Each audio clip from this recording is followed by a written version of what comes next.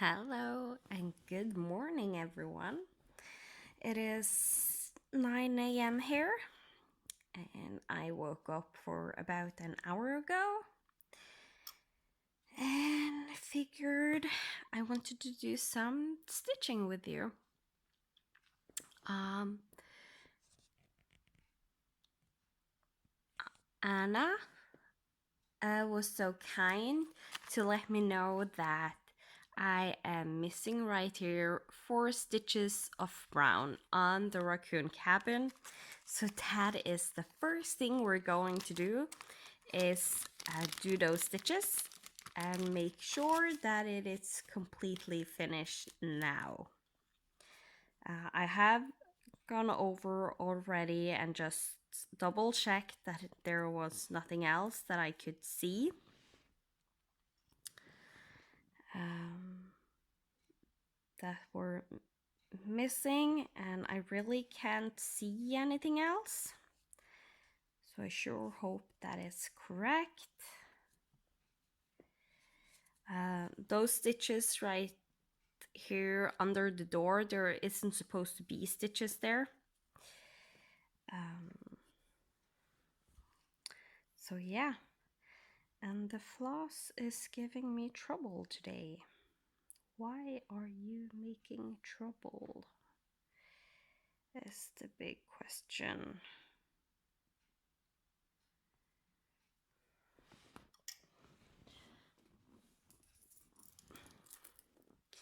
And you all just need to give me some time to get used to this again, because it has really been a long time since I filmed. So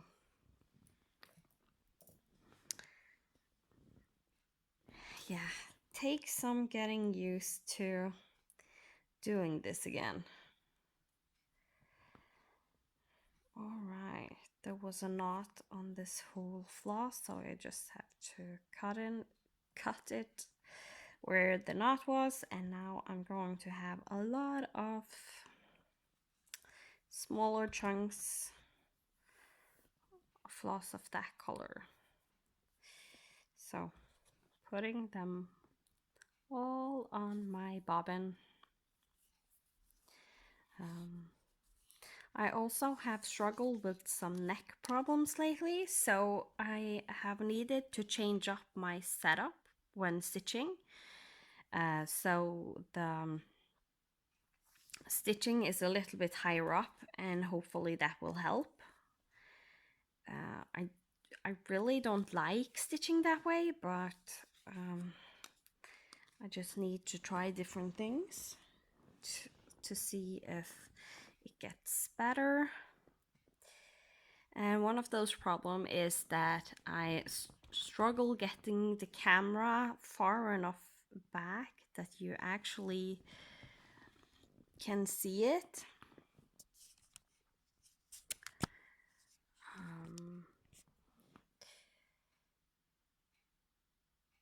So because I have no way of setting the camera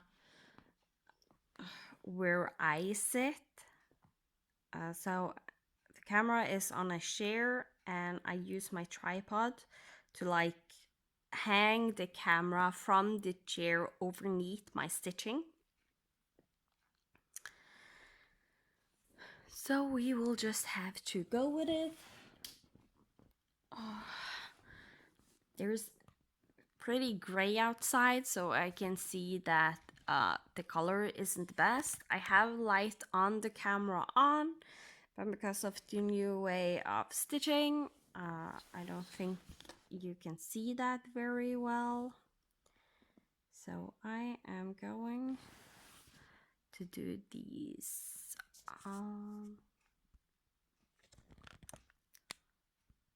4 stitches right here.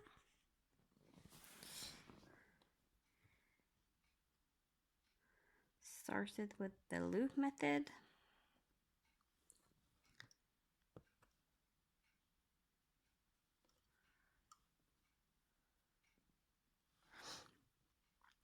So, how have you all been? It's a long time. for me since I last spoke to you.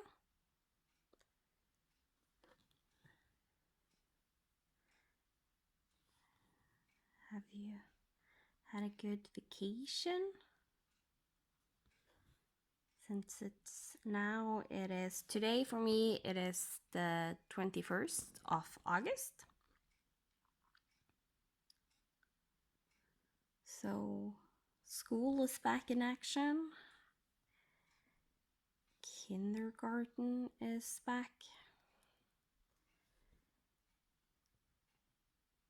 In place. So finally I have some time to myself at home.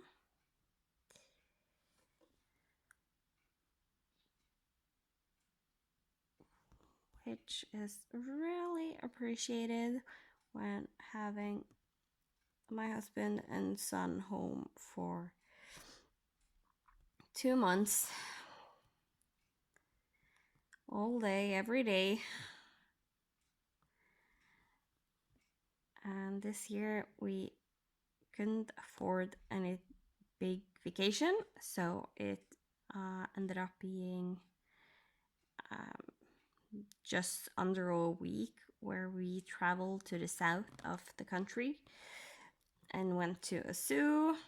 We stayed at my husband's grandparents' cabin, and our car crashed down on the way, so it got a really expensive vacation, even though that was not the plan.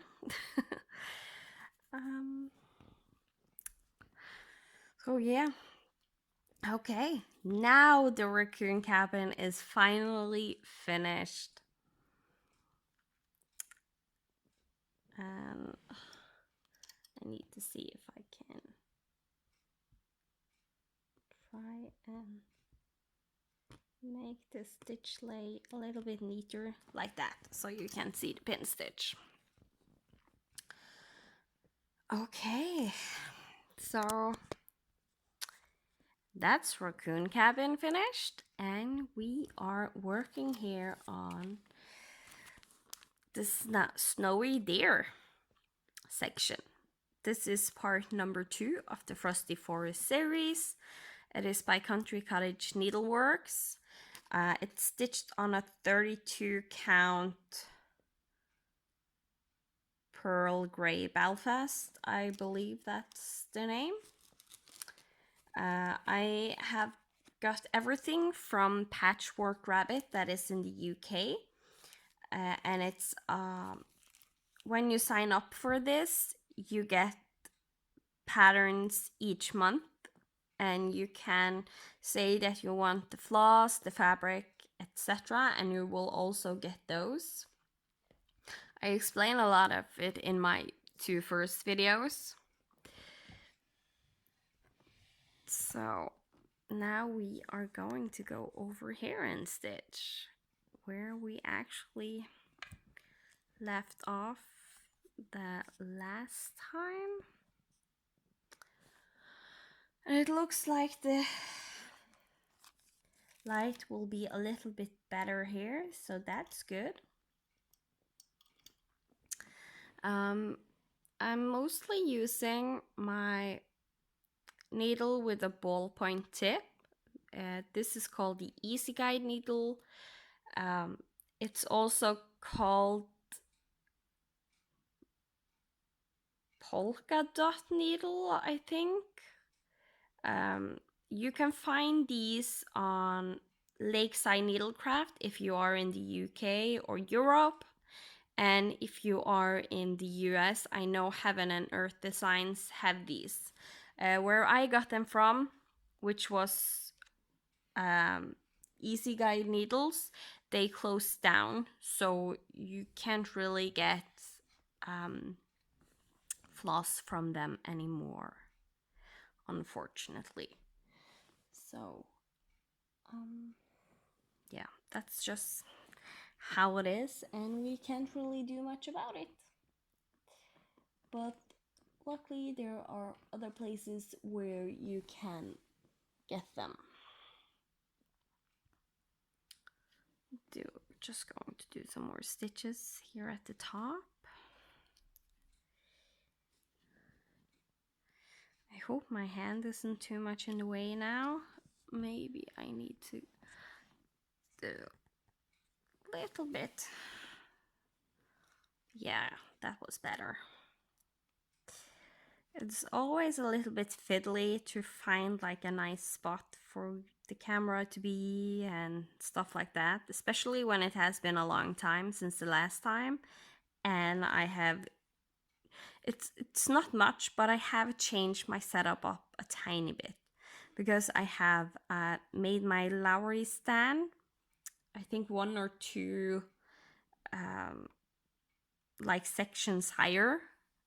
On the Lowry you have these holes on the stand with a pin, so you like put the pin in where you want the height to be.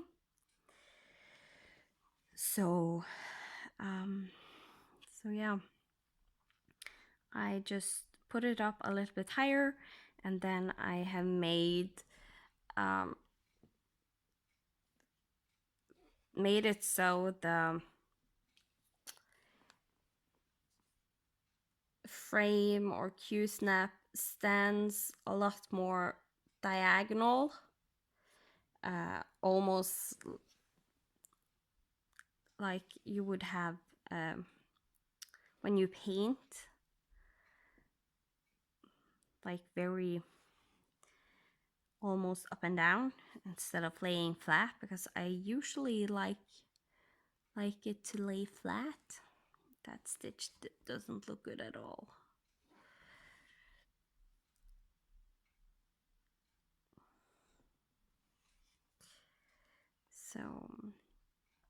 So it's changed up, and we'll see. Maybe I managed to find a better way, or hopefully my neck will get better so I can actually stitch the way I like to stitch. That would be nice. And it's also easier to film when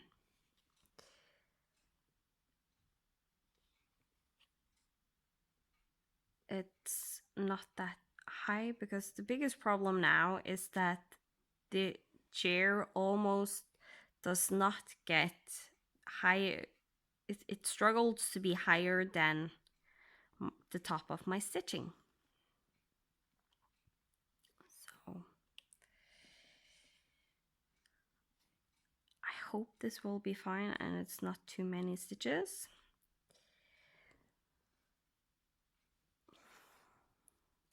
Let's see, just 1, 2,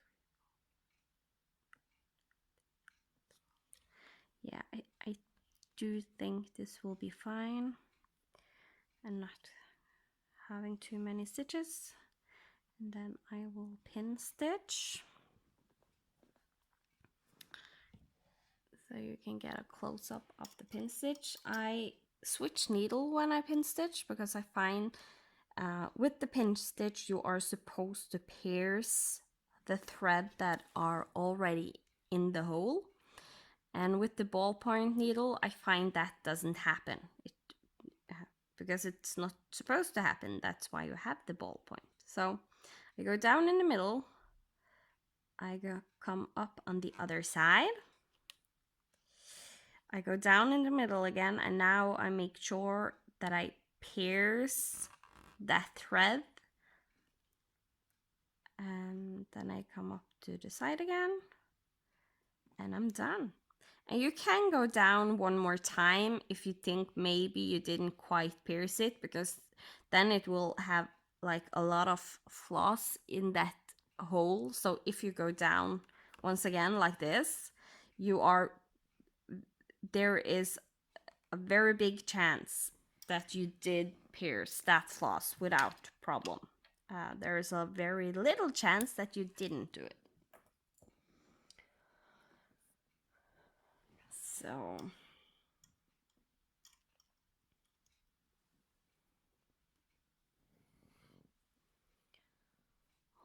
let's see.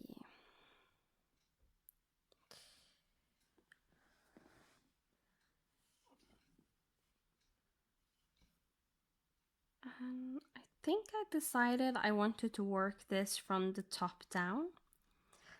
And that way I usually don't miss anything.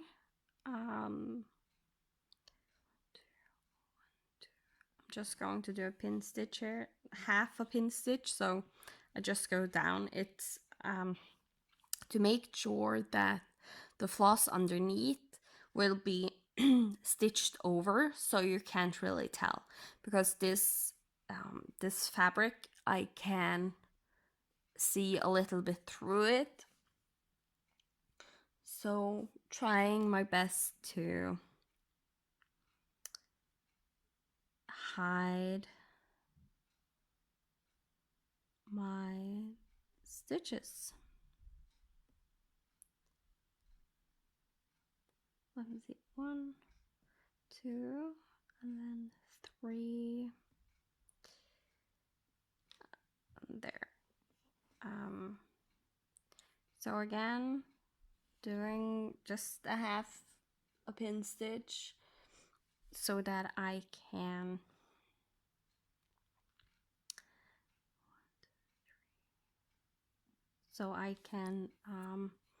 have the floss going underneath as I want.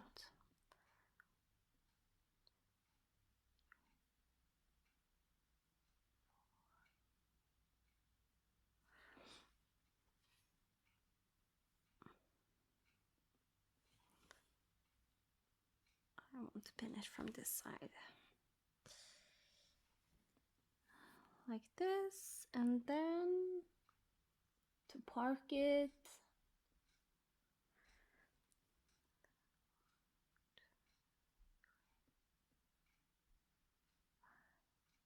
six. And the new thing I have started to do when I stitch on even weave, 1/2 or 2/2, but over 2, is that I pin stitch, instead of pin stitching in the hole that is the bottom left of that stitch, I just park it in the middle of those 2 stitches, because that way I don't need to push this out of the way when I come with the next color. So yeah, that's a new thing I found was really helpful. So the bottom middle hole, so this hole will be the bottom left, and this is the bottom right of this stitch, so I always know what stitch this is.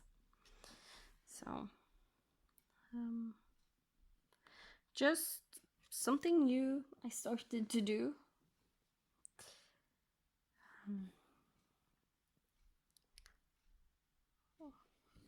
I think that is what I enjoy the most with stitching, is constantly learning new ways of doing things, inventing new ways of doing things, and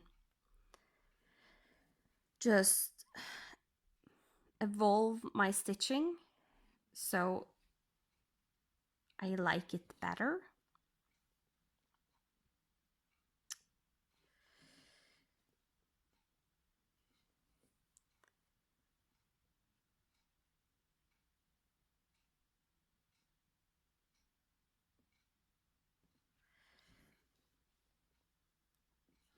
So yeah, that's what I enjoy when stitching. I also like the stitching in itself, but it's extra fun when I like try out new methods, and most of the time it's just my brain thinking that, oh, this could be cool to do, this could be nice to do, and I do it and it works out great. And sometimes it doesn't, and then I just go back to the way I did things. So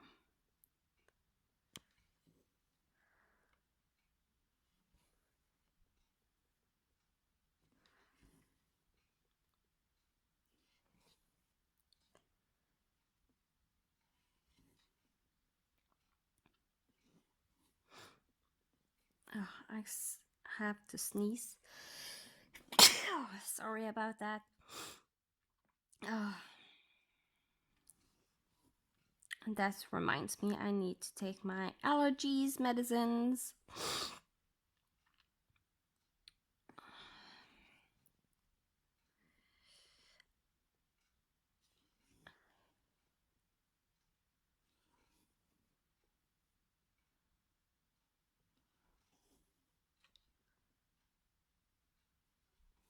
And now you can see that when I do this stitch right here, instead of having to put the white floss away because there is something in this hole is clean. So clean, or there's no floss there, no stitches done. So you just do it as a normal stitch, and then I will park underneath because I don't like to box in my stitches. And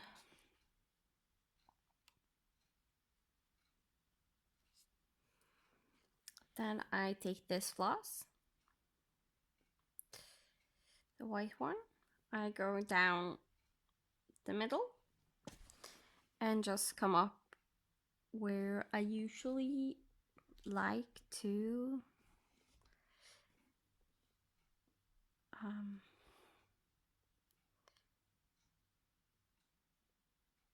start my stitch. So by now I'm sure you have seen that I do almost always stitch from my bottom left to top right. So bottom left to top right, and from bottom right to top left.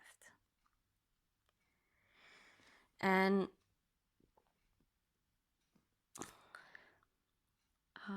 the way with stitching over two, when you stitch on even weave or linen, you can also stitch over one, but mostly you stitch over two.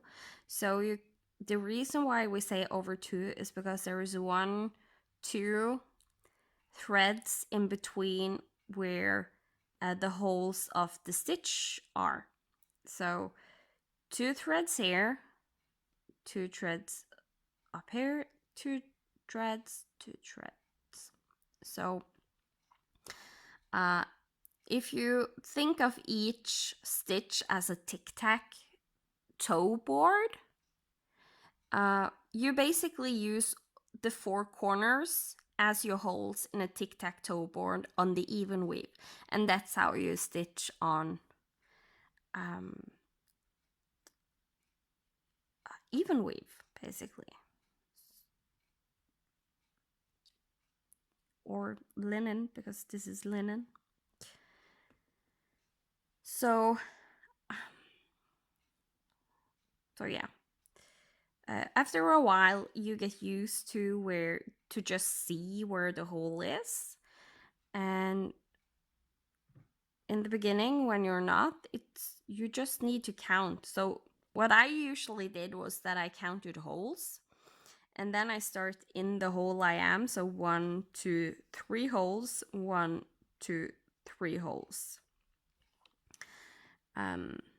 Or if you don't count the hole you are in, then you count 1, 2, 1, 2 to find where you're supposed to go down with your stitch. And then when you have like half a stitch, it's really easy to see that, okay, this hole here matches up from this hole to this hole, so that is where I'm going up, and this hole right here matches up from this hole to this hole, so it has to be that. So really what I did when I started stitching on linen and even weave was that I only counted the first leg of the stitch, and then I could easily just see where the second half of the stitch was supposed to go. And you can see sometimes I don't count in my head. It's just a thing I do with my needle that is like an automatic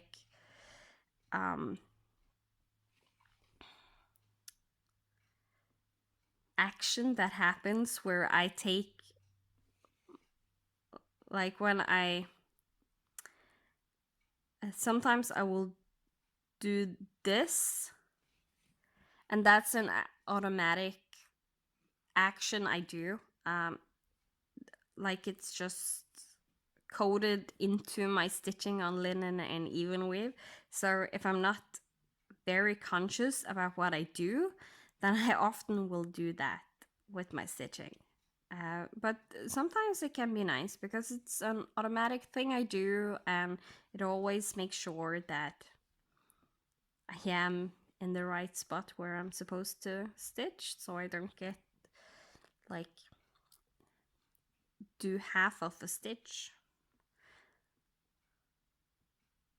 Like some people sometimes will forget themselves and go down here, or sometimes they will even go over one extra, so you do 1.5 stitch. So yeah, that automatic action right there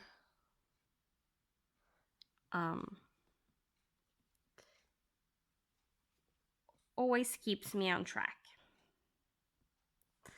I think actually I need to pin stitch because there is not much floss left.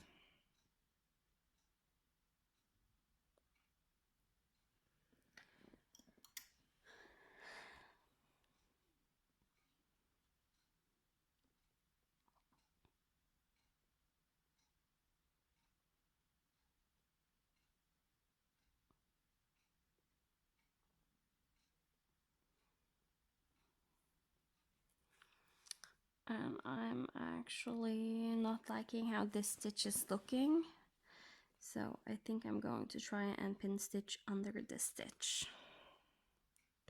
instead. So the last leg of this stitch goes the way I like it to go, so it looks nice. Because usually what's decide how your stitches on the front look is very often depending on where you let your floss go on the back.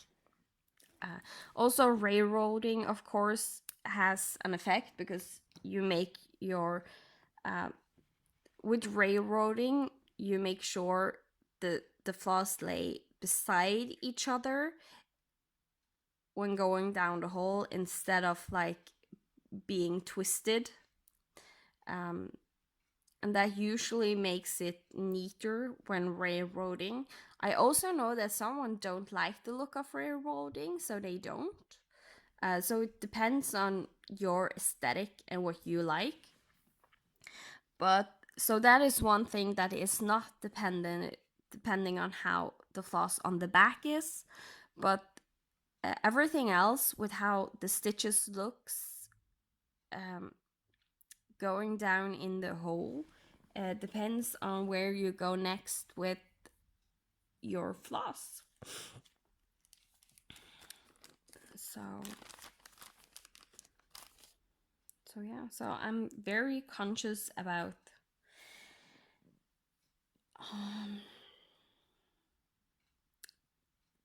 where I go with my floss on the back of the fabric, even though, as you can see, I only stitch from the front.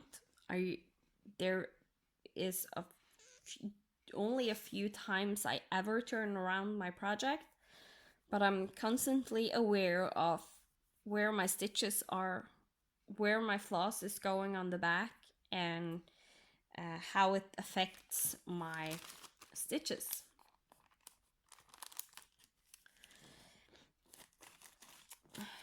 And I can try and give an example of that.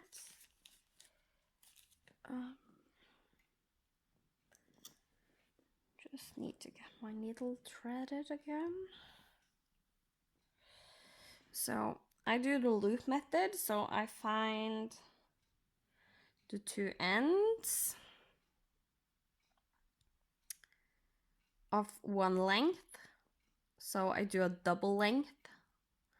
So I find the two ends, hold them together, I just straighten out the floss so it doesn't knot up suddenly. So I lay my floss over my finger and put my needle through.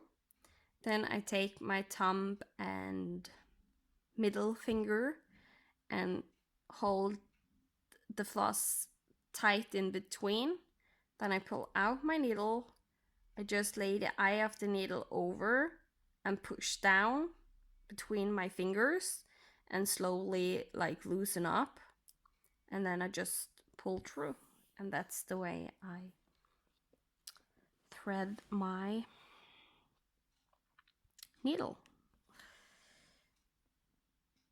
So what I mean about the direction of the floss on the back has a lot to say about how it will look.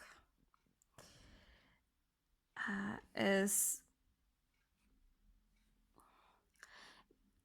I came down right here now. So if I go the opposite direction, this floss goes from the bottom to the top or from the right to the left. So if I go downwards,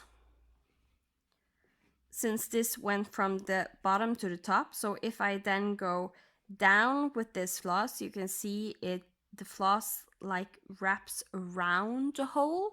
Or if I go diagonally down to the right, even going like down to this hole right here, you still see the stitch looks almost the same in all those directions because it goes the opposite way of where you kind of like went down with your floss. But if I would say go up right here, you still get a little bit of that wrapping around, but you can already start to see the the the, the floss kind of like wraps more around this thread than this thread down here on the stitch, and I like to wrap it around down this stitch.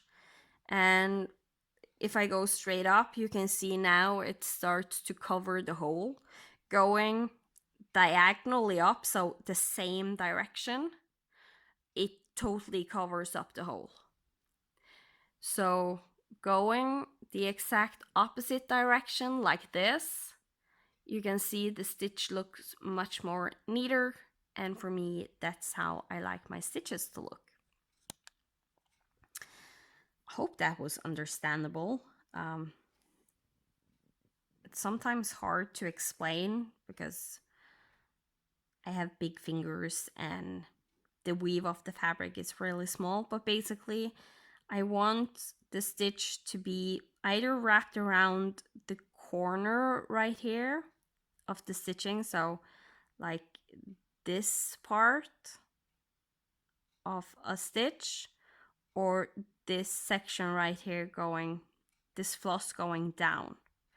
I don't like to get it wrapped around this, but sometimes I will do that, but very rarely. I would rather do a half pin stitch so I get it the right direction. Because sometimes with the half pin stitch, what I do is if I have to go up here, so instead of wrapping the floss on the back around this section, I pin stitch down here, so the floss on the back will first go down here, so it will be wrapped around here, and then I go up and do my next stitch. So yeah, that's how my brain works. I know it can be complicated.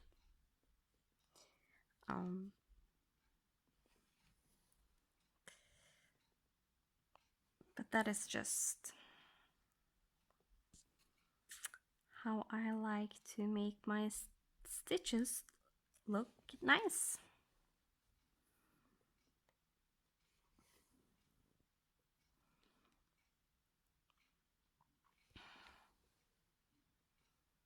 And somebody asked me how long it took me to stitch on the Racoon Cabin. And since I use a time tracker, I do track the time. But as you saw in this video, sometimes I ramble on and don't stitch, and the time tracker will still count because I don't start and stop it just because of me talking, especially not on a stitch with me. So I used a total of 22 hours, and I can't remember the minutes, but yeah, a little bit over 22 hours.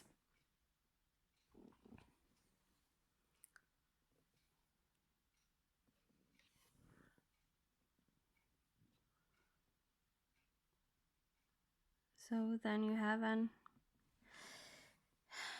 estimate of how long it will take on the sections with the house, basically, because I do think this part with the snowy dares will take less time because it's not that densely stitched. As you can see, there's not that much going on.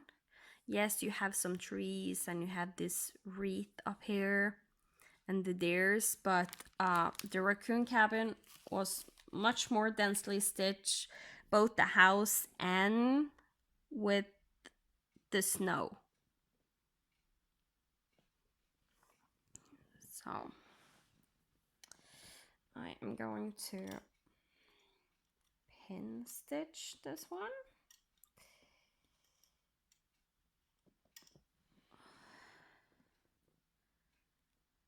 Because the wreath, the snow that lays on top of the wreath is now done. So we're almost to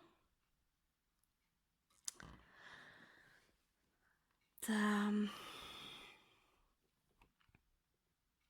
all the way over on the right side of the pattern. That is like always a nice progress goal to reach. Don't know if you have watched my floss tip videos lately, but I'm more focused on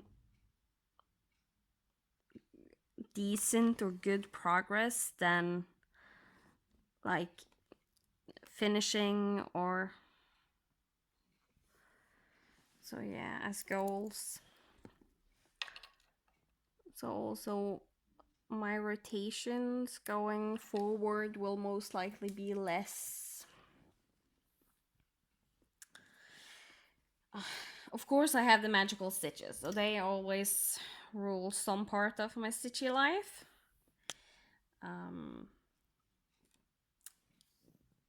Where my brain stopped working. Just give me a second, my thoughts will be assembled again. My stitchy life rules. Magical stitches rules my stitchy life in a way that I will always do my homework and such, and try to do extra credits and so on and so forth. I am done with the ultimate credits, so I have gone over to the extreme one, and I basically now focus more on what I want to stitch and then see if I can fit it into the extreme extra credits, and focus more on what I want to do. And what I basically do is I will then pull out a project and I will stitch on it, not until the 1,000 stitches are reached, but to a point where I feel I have done decent progress. And often I will like say to myself that, oh, I want this and this done, and then go ahead and stitch it. So especially next year, when there's not the magical school of stitches, I don't know if I will join the new thing they come up with. It depends on what it is. Then there is a big chance that I will just have a rotation that goes on to talking about progress instead of days. So sometimes I might stitch longer and sometimes I might stitch for a shorter time to get my progress goal done. And sometimes it might be I want to do 1,000 stitches, because that usually for all project that is a decent amount of progress, sometimes a really good progress. So we'll just see.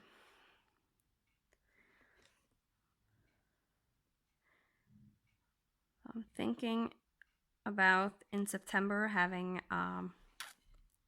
almost not doing any else challenges than magical stitches and by the numbers I always do for full coverage fanatics.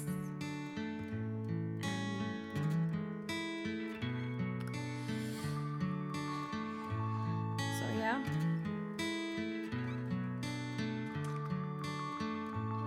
that is the end of this video. For you will see me in a week's time, and for me it will be just a few seconds. So don't be surprised if I talk more about rotations and what I want to do next year, because there is a big chance that that is what I will ramble on about, since that's what's in my head. So I will stop here. I will go get my allergy medicines, and I will be back stitching some more.